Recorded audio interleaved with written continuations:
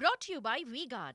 ગોંડલ પંથકમાં વરસ્યો છે ભારે વરસાદ અને વાંસાવડ પંથકમાં ગાજવીજ સાથે વરસાદ વરસ્યો છે।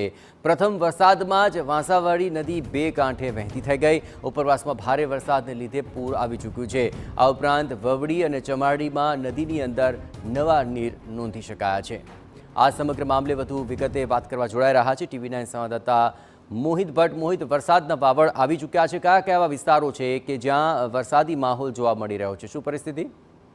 જયેશ, ગઈકાલે રાજકોટ સહિત સૌરાષ્ટ્રના કેટલાક વિસ્તારો છે તેમાં વરસાદી માહોલ છે તે જોવા મળ્યો હતો। સૌથી વધારે વરસાદ છે તે અમરેલી જિલ્લામાં અને ભાવનગર જિલ્લાના કેટલાક વિસ્તારો છે ત્યાં વરસાદ છે તે નોંધપાત્ર રીતે જોવા મળ્યો હતો। અમરેલી જિલ્લાના એટલે કે અમરેલી અને રાજકોટ જિલ્લાના બોર્ડર પર આવેલા ગામો છે તેમાં વરસાદ જોવા મળ્યો હતો ને તેને કારણે જે વાસાવડ પંથક છે, વાસાવડ પંથકમાં પણ ભારે વરસાદ છે તે પડ્યો હતો ને તેને કારણે પ્રથમ વરસાદમાં જ વાસાવડી નદી છે તે બે કાંઠે જોવા મળી છે।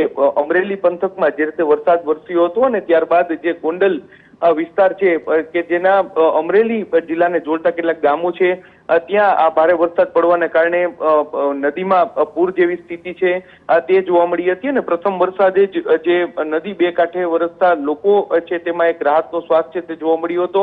વરસાદી માહોલને કારણે ગરમીમાં પણ ઘટાડો થયો છે તેને કારણે લોકોને થોડી રાહત છે તે મળી છે। હવામાન વિભાગે જે રીતે આગાહી કરી છે આગામી 2 થી 3 દિવસ પ્રી મોન્સૂન એક્ટિવિટી છે તે સૌરાષ્ટ્રમાં જોવા મળી શકે છે ને ખાસ કરીને જે જુનાગઢ, ગીર સોમનાથ પંથક એટલે કે દરિયાઈ કાંઠાનો વિસ્તાર છે ત્યાં એક્ટિવિટી વધારે જોવા મળી છે જેને કારણે લોકોને જરૂરથી ગરમીથી રાહત મળશે અને ચોમાસાની શરૂઆતમાં જે પ્રકારે વરસાદ વરસી રહ્યો છે તેને કારણે લોકોએ જરૂરથી હાશકારોનો અહેસાસ કર્યો છે। જયેશ, આભાર મોહિત, તમામ ગતિવિધિ